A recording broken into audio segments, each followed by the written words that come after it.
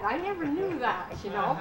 But until just a few years ago, that she was actually jealous of me. I was always jealous of her, but she was actually jealous of me. Because I took to the outdoors.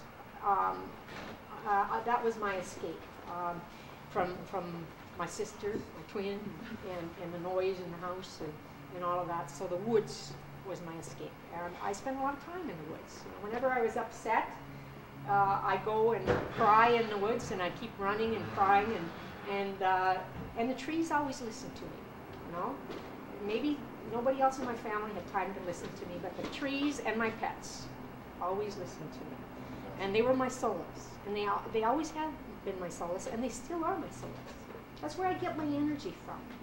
I get my energy from the trees, from the woods, from going for a walk. I took a long walk this morning, walked all around the property, and that gives me energy. It also gives me faith, because I have a lot of faith in nature. I see what we do to it, and yet nature's so amazing. So anyhow, that's a lot of where I got my appreciation for nature. My dad loved nature. I'd go for walks with him. He never lectured to me about nature, but I learned about lichens and liverwort from my father. Liverwort you can eat. If you're in a survival situation, you can actually eat liverwort. You can also kill a porcupine with a stick and eat it raw. You know? And I learned stuff like that from my father, just trailing along behind him in the woods. I'm a hunter, although I don't get time to hunt anymore, but it was one of the things we did. And one of the best times in my life was the first time I got to go hunting with my father. You could hunt at 13 if you went hunting with your parents, and to get to go hunting with my father. And you get a different appreciation of nature from hunting.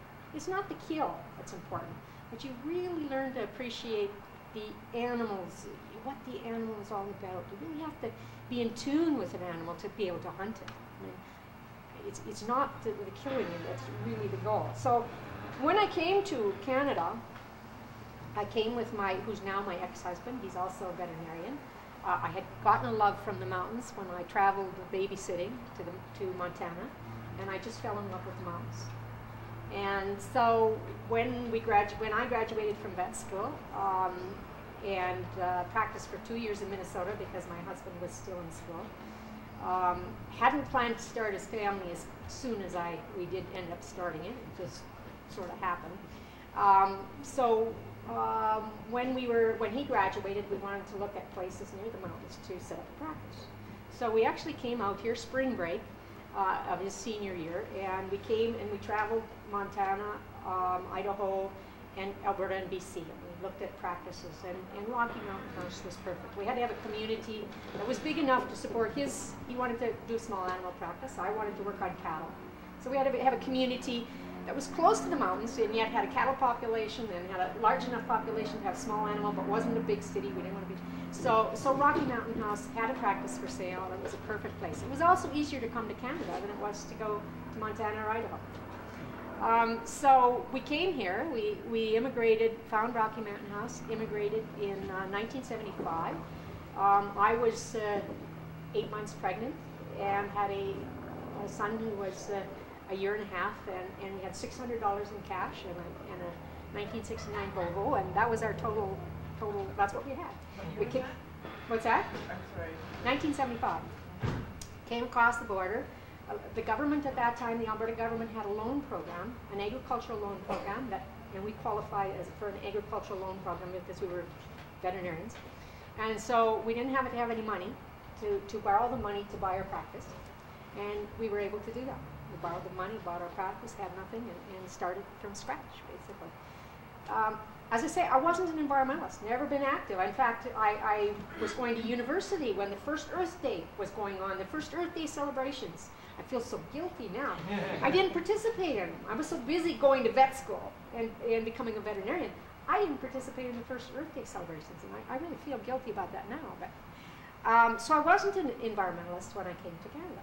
I appreciated nature, I love nature, but I wasn't an environmentalist. I came here because of nature. I came here because of the trees and the mountains and the wildlife and the streams, but I wasn't an environmental activist. What happened is I started practicing veterinary medicine here, and I noticed some significant problems in animal health, in cattle, fertility. that I hadn't noticed in Minnesota. Same management, same level of management, but not the same problems. Had I not practiced in Minnesota, I probably would have thought this was normal, because 100% of the cows here had postpartum uterine infections. 100%. And I would have thought it was normal when I went out there and checked it. But I knew it wasn't normal. I knew what a normal cow felt like, and these were not normal. And so it took me a couple of years of investigating and trying to figure out, well, what was going on here. All kinds of tests. I brought the government in. We ran cultures. We ran nutrition. We did all kinds of things. And determined, they didn't determine, we found nothing. We eliminated everything.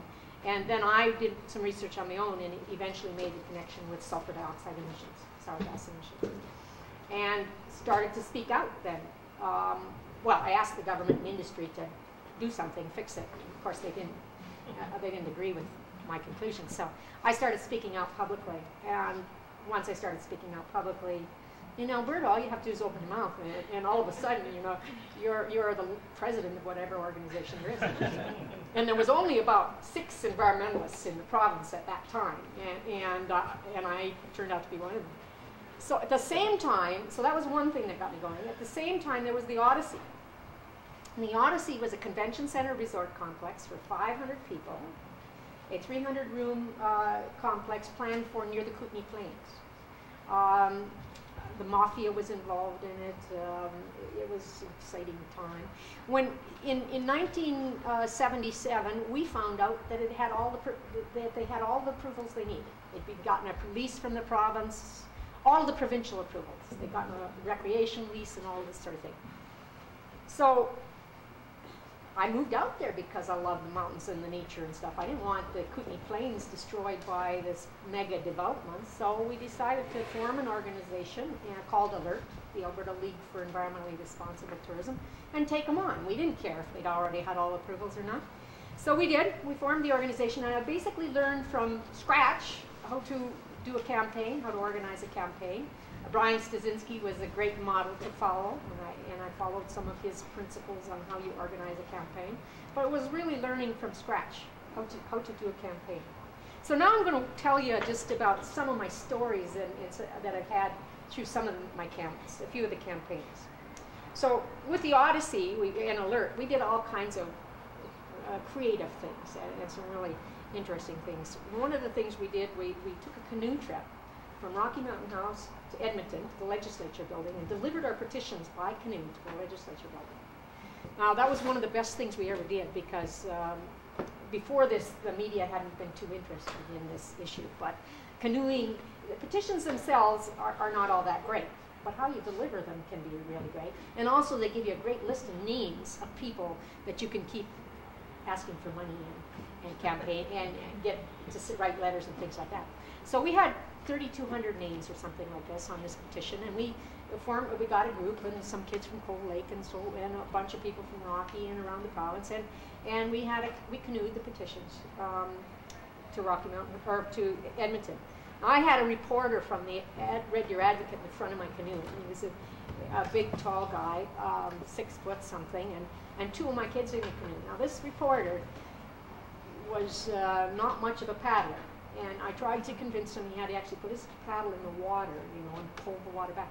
But he was more of a dead weight in the front. So I had my oldest, my son John was there at the time, and he was about 11, and my son Edward, I think, was about 4 at the time. And they did a better job of paddling. They each had paddles too, and they really helped me paddle. So we got to we stopped for the first night. We stopped by the Brazeau River, where the Brazeau River comes in. And I had told these kids from Cold Lake they wanted to take a different way around the island. And they said, okay, you can take a different way around the island, but meet us at this spot for night. That's where we're stopping.